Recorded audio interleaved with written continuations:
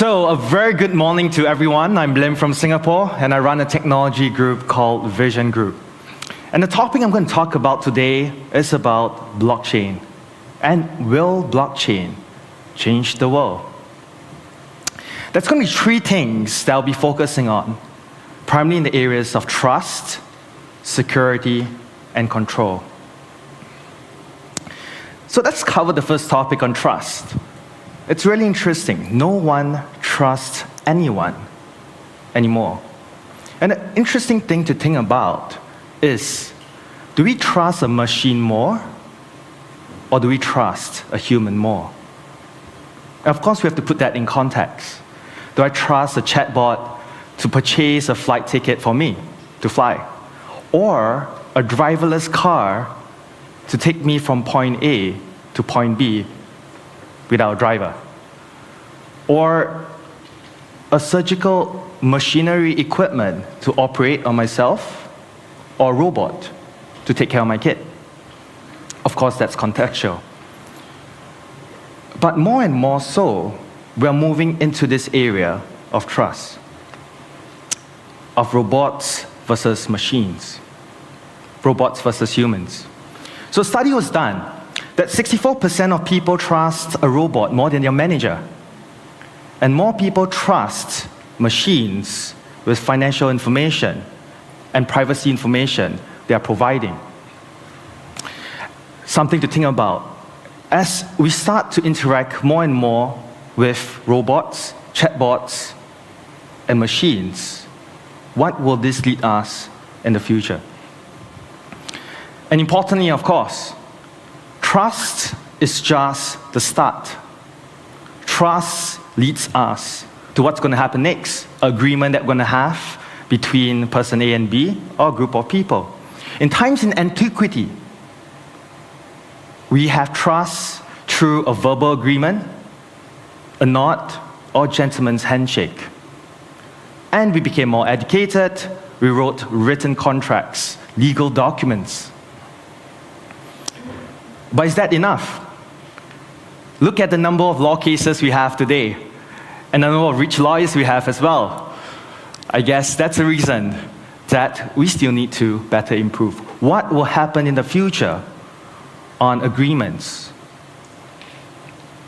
Technology, smart contracts, programmable contracts, maybe.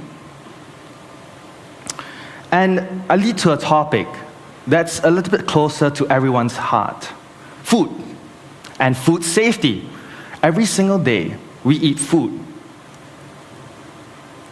Do we really trust that food is really safe, or where it really came from is where it said it came from? If I order organic salad, is it really organic? Or if I drink a nice wine or whiskey, is it really from the region it's from? Blockchain is able to have that permanence and immutability of data, that provenance and tracking of where that food actually came from, where it's when, and where it'll be going to. Blockchain will be able to create trust in a less trustless environment, and agreements based on technology for the automation of trust. To me, at least, blockchain is to trust what the internet is to information. So this leads me to my next topic on security.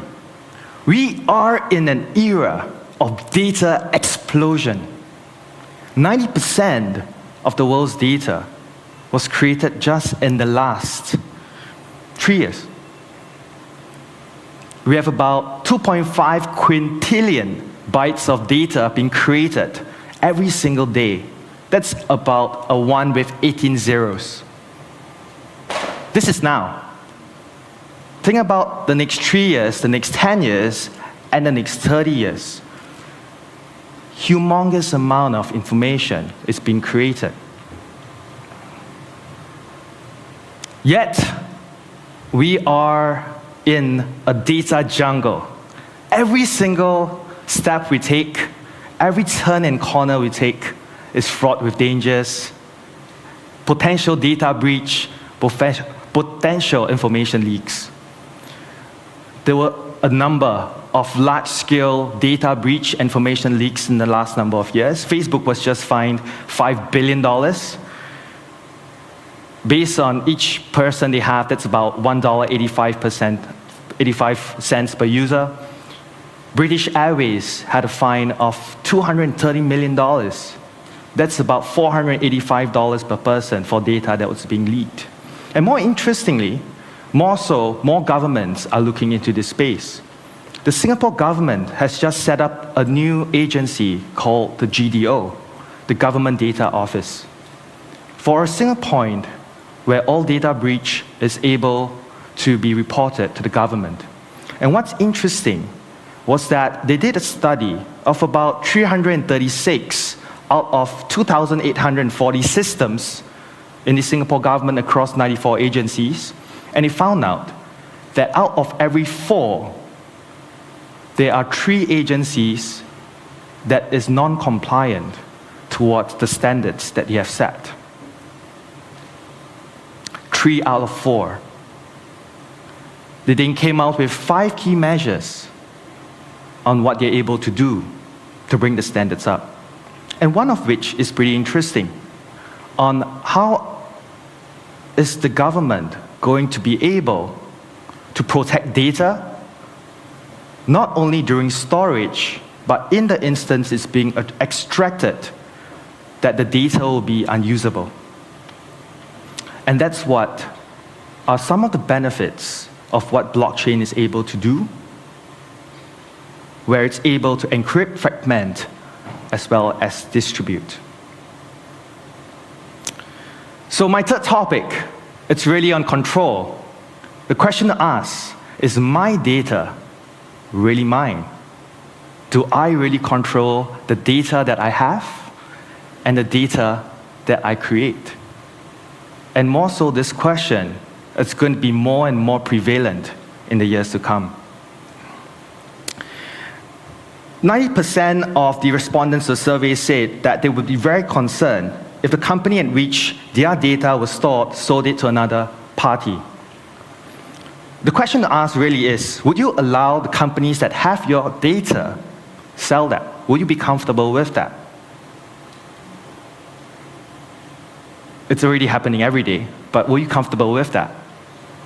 And the next question is then to ask is, what if these companies give you $50 a month, every month? Are you willing to do that? Not enough. So there's a price on that. Maybe 100, maybe 1,000. Everyone has a different price. What if the company masks your identity, selling your data, but masking your identity? Will you then allow these companies to sell your masked data at $50 or maybe $100 a month? So it is a real problem that we face in today's space. 81% of Americans feel like they have little control over the data they collect by companies. 79% are concerned with how their data is being used, and 59% have little understanding of how the data is really being utilized. So it comes the question on data: who, what, when, how, why. And every day, as more and more people start wearing smartwatches and more companies start collecting your data, they now know more about you than your wife knows about you, or your spouse knows about you, or even yourself know about yourself. With all the pictures that you take of all the food before you eat it, it most probably can give you recommendations of what would be the food that you'd be craving for before even dinner tonight. What's really interesting about blockchain is that it's able to bring forth better control and better access to the data that you hold. And if you choose to monetize that data, that's something that it allows you to do.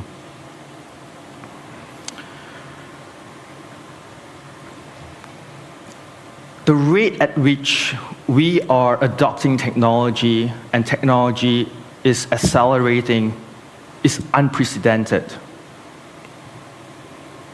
To give you an idea, say 25% of the population of US, it took them 35 years to adopt the telephone. Similarly, it took them about 15 years to adopt the personal computer. And you want to make a guess how long it took for Pokemon Go to be adopted? 19 days. 19 days. And more so the next few applications that will be rolled out in the future. It is the truth that technology will play a bigger and bigger part of our lives moving forward. And what's interesting is that blockchain as a new technology, and what is the impact that blockchain will have on us in the areas of trust, in a less trustless environment or society, in areas of security, in a very much more unsecured world, and the areas of control in lesser controllable times. So, will blockchain change the world? Maybe. If there's one thing to take away from the sharing, it really is. Blockchain is to trust what the internet is to information. I'm Lim from VisionGroup. See you in the future. Thank you very much.